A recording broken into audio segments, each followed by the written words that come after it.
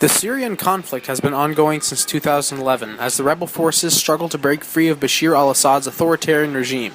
Students and teachers at WJ appear to follow the story using the media, but do they really think about it? Is it something just to be watched on TV, or is it something to be passionate about?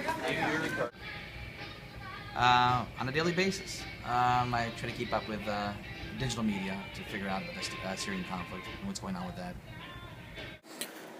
The conflict appears to be dropping off the headline news on many major media outlet websites, signifying a perceived drop in public interest by the media outlets.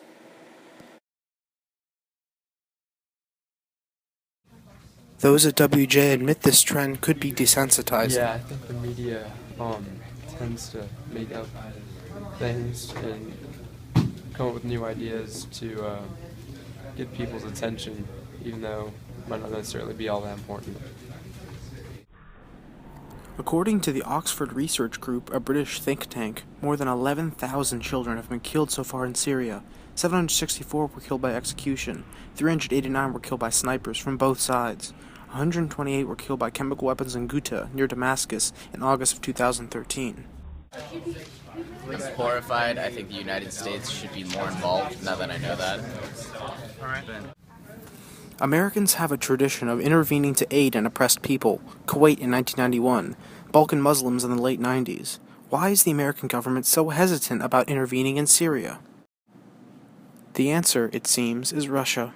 Russia is Syria's biggest ally, an ally with massive international clout. Almost all of the Syrian army's weapons are either Russian in origin or Chinese copies of Russian equipment. In fact, Bloomberg reported in October of this year that Russia actually increased arms shipments to Syria, attempting to further prop up their last real ally in the Middle East. What can the U.S. do? Yeah, I guess if the U.S. was to be involved, if I was suggested they'd be involved in it, I don't know. I guess we would try sanctions first, but usually they do not work. And I guess some type of enforcement. I mean, assisting the rebels, but it's a dangerous and slippery slope. I don't know. I would not want to be in the president's shoes. Military action is of course unlikely, but U.S. diplomats can help get the ball rolling by possibly reaching out to both sides in the conflict and getting them to sit down at the negotiating table. Carter did it with the Arabs and the Israelis, for example. It can be done. At any rate, WJ students and teachers generally feel that some action should be taken against these injustices and horrific occurrences in Syria, but it's up to the American government to hear the people's pleas. Will Syria stay a major talking point, or will it fade into memory? Only time will tell.